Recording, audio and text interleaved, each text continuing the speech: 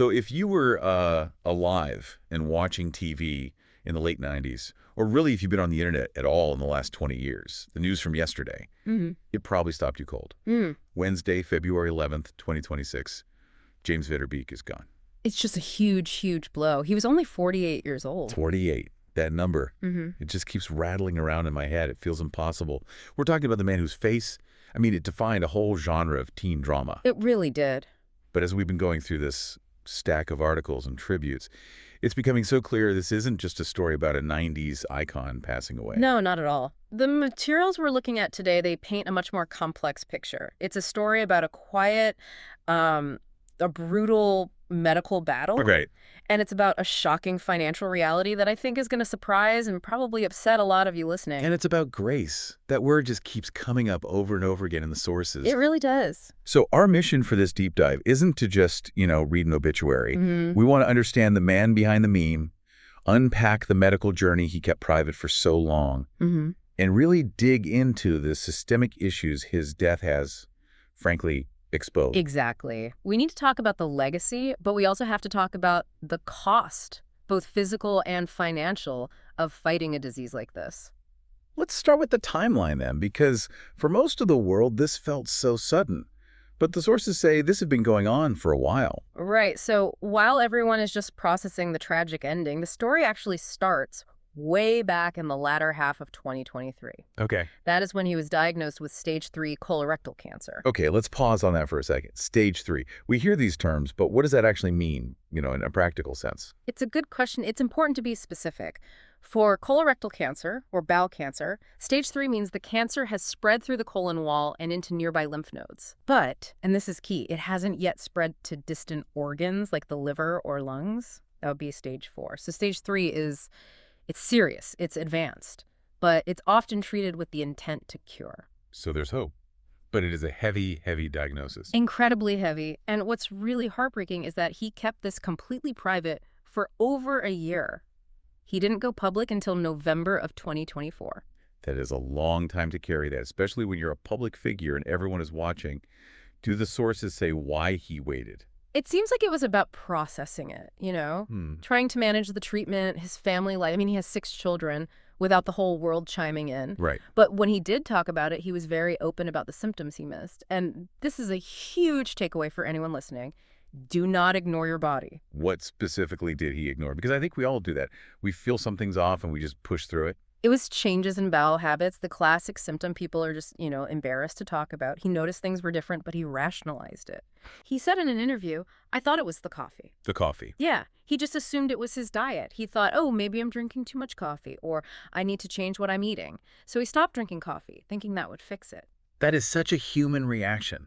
We're all wired to look for the simple, non-scary explanation. Precisely. It's that optimism bias. Yeah. We assume the best until we can't anymore. By the time he finally went for a screening, it was already stage 3. It had spread. God, that's terrifying. And from what I'm reading, the treatment itself wasn't just physical pain. It was like an identity crisis for him. That's a great way to put it. He talked about hitting a lowest point during treatment. And it wasn't just the chemo, it was existential. He said he felt like he was losing the definitions of himself. How so? Well, think about how men are often taught to value themselves as the provider, the protector, the strong father. When you are that sick from treatment, you can't always fill those roles. You can't work. You might not be able to pick up your kids. He said he had to ask himself, what am I if he wasn't those things? That's a question that would just break a lot of people. It would. But his conclusion was so profound, he said he realized, I'm still worthy of love. Just by existing. Wow. And it really seems that love was all around him at the end. The details about his final days they're hard to read. They are, but they're also beautiful. His friend Stacy Keibler was there. Wait, Stacy Keibler, the wrestler? The retired wrestler, yeah. They were apparently very close friends. And she shared this incredible story about sitting with him in his final days. He was in a wheelchair. Yeah. And they were just watching the sunset. There's a quote from her here that really just stopped me. She wrote about the sacredness of time. You don't rush, you don't scroll, you sit, you listen, you hold hands. You don't scroll. That one hit hard. We spend so much of our lives scrolling through nothing, just distracted. And here at the end, the phone goes away. It really does. It forces you to be present. And he wasn't alone. He was surrounded by his wife, Kimberly, and their 6 kids. The sources say they were just the center of his universe. Which makes all of this even sharper. But before we get to the aftermath and the financial shocker, which we absolutely have to talk about, I want to pivot to the life he lived. Because you can't talk about James Van Der Beek without talking about the cultural tsunami that was Dawson's Creek. Oh, you really can't. 1998 to 2003, it wasn't just a TV show, it was the show. It basically defined the WB network and an entire generation of teenagers. I remember it so vividly. But here's something I found in the notes I totally forgot. He almost didn't get the part. It sounds insane now, doesn't it? He is Dawson Leary, but back then the studio executives were pushing back. He was 20, auditioning to play a 15-year-old. Right. And he didn't have that typical, I don't know, jock look. So how did he land it? Kevin Williamson, the creator, he fought for him. He basically stood in a room with the suits and said, "This kid is this guy." He saw it. He saw that earnestness. James could deliver those huge, hyper-articulate monologues that Williamson wrote and somehow make them feel real. That show launched superstars. Katie Holmes, Michelle Williams, Joshua Jackson. But James was the anchor. He was. But what I've always admired about his career is that he didn't let himself get trapped in that earnest teen box. That's a trap that kills so many careers. It's the typecast trap. And he escaped it by doing something really smart. He pivoted to comedy. And not just any comedy, meta-comedy. You're talking about Don't Trust the Bee in Apartment 23. Exactly. Playing a fictionalized, kind of jerky version of himself. I mean, think about the ego strength that requires. You have to be willing to take your own image and just mock it. He totally embraced the meme, the crime Dawson face. He owned it. He laughed at it. That level of self-awareness is so rare in Hollywood, it showed he had serious comedic chops. And he was working right up until the end, wasn't he? He was. He's actually in the new Legally Blonde prequel series, Elle. Yeah. Reese Witherspoon is producing. It's going to be released posthumously now. That's going to be so bittersweet to watch. Very. And we can't forget Dancing with the Stars in 2019. Oh, right. I totally forgot about that. That was a huge moment for him. It introduced him to a whole new audience. And he was just so vulnerable on that show. It showed his heart. And that heart is what everyone is talking about in these tributes. The outpouring, it hasn't been the standard PR stuff. It feels raw. It feels incredibly personal. Like Katie Holmes' tribute, she didn't just issue a statement. She posted a handwritten note on Instagram. A handwritten note in 2026. I know. It feels almost ancient, but in the most intimate way. She talked about breathing the same air in the land of make-believe. That's beautiful. And she recalled them singing James Taylor songs on set, just painting this picture of them as kids dealing with this huge fame. She called him a hero. And then you have Busy Phillips. Now, she came onto the show later. She did. She played Audrey. But in real life, they were incredibly close for decades. Her tribute was just gut-wrenching. She called him one in a billion. It really seems like that whole cast stayed a family. I saw there was a reunion just recently. Yeah, back in September 2025, just a few months ago. Was James there? Not in person. And this is where the illness really, it rears its head. He had to video in. He was apparently battling 2 different stomach viruses on top of the cancer treatments. Oh, wow. Yeah, he was too weak to travel. Lin-Manuel Miranda actually stepped in for him at the reading.